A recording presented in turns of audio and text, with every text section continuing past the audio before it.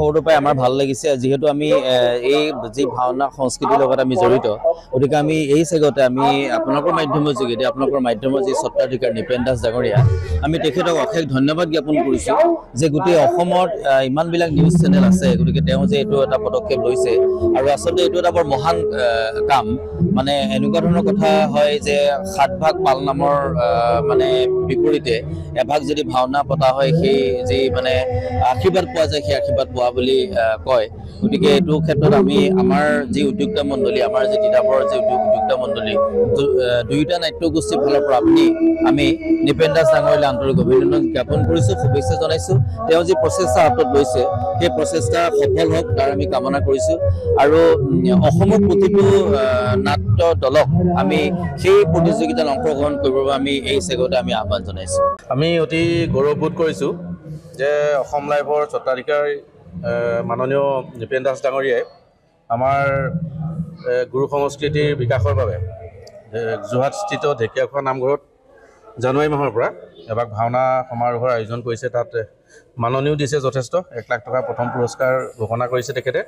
তেখেতৰ এই পদক্ষেপক আমি আদৰণি জনাইছোঁ লগতে তেখেতৰ যি মহানুভৱতা যে আমাৰ গুৰু সংস্কৃতি আমাৰ উত্তৰ প্ৰজন্মক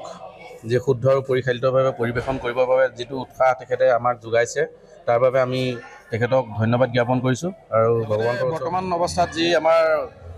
সমাজৰ যিখিনি ব্যাধি আমি দেখিবলৈ পাইছোঁ যি ব্যাধি যিকোনো পৰিস্থিতিতে আমি মানুহৰ আজিকালি মানে যি সামাজিক বিশৃংখলতা সেই বিশৃংখলতাটোক আমি যদি নিয়ন্ত্ৰণ কৰিবলৈ হয় তেতিয়াহ'লে সদায় আমি এই গুৰু সংস্কৃতি বা আধ্যাত্মিক দিশটোৰ তেতিয়াহে আমি আগবাঢ়ি যাব লাগিব আধ্যাত্মিক দিশত থকা মানুহে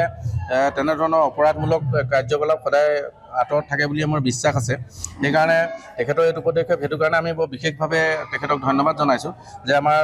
সামাজিক মানে আমাৰ যি বিশৃংখলতা সেই বিশৃংখলতাটোকো এই পদক্ষেপৰ যোগেদি বহুতখিনি বিলীন কৰিব পৰা হ'ব লগতে আমাৰ সংস্কৃতিত আমাৰ যি কণ মইনা মাইনী আছে বা আমাৰ যি উত্তৰ প্ৰজন্ম আছে তেখেতসকলকো যাতে আমি এই দিশটোত সম্পূৰ্ণভাৱে আধ্যাত্মিক আৰু ভক্তিভাৱে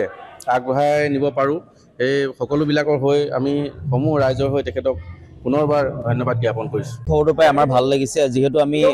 এই যি ভাওনা সংস্কৃতিৰ লগত আমি জড়িত গতিকে আমি এই চেগতে আমি আপোনালোকৰ মাধ্যমৰ যোগেদি আপোনালোকৰ মাধ্যমৰ যি স্বত্বাধিকাৰ নিপেন দাস ডাঙৰীয়া আমি তেখেতক অশেষ ধন্যবাদ জ্ঞাপন কৰিছোঁ যে গোটেই অসমত ইমানবিলাক নিউজ চেনেল আছে গতিকে তেওঁ যে এইটো এটা পদক্ষেপ লৈছে আৰু আচলতে এইটো এটা বৰ মহান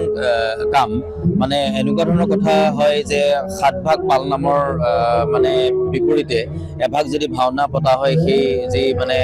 আশীৰ্বাদ পোৱা যায় সেই আশীৰ্বাদ পোৱা বুলি কয় গতিকে এইটো ক্ষেত্ৰত আমি আমাৰ যি উদ্যোক্তা মণ্ডলী আমাৰ যি তিতাবৰৰ যি উদ্যোক্তা মণ্ডলী দুয়োটা নাট্যগোষ্ঠীৰ ফালৰ পৰা আমি নিপেন দাস ডাঙৰীয়ালৈ আন্তৰিক অভিনন্দন জ্ঞাপন কৰিছোঁ শুভেচ্ছা জনাইছোঁ তেওঁ যি প্ৰচেষ্টা হাতত লৈছে সেই প্ৰচেষ্টা সফল হওক তাৰ আমি কামনা কৰিছোঁ আৰু অসমৰ প্ৰতিটো নাট্য দলক আমি সেই প্ৰতিযোগিতাত অংশগ্ৰহণ কৰিবৰ বাবে আমি এই চেগতে আমি আহ্বান জনাইছোঁ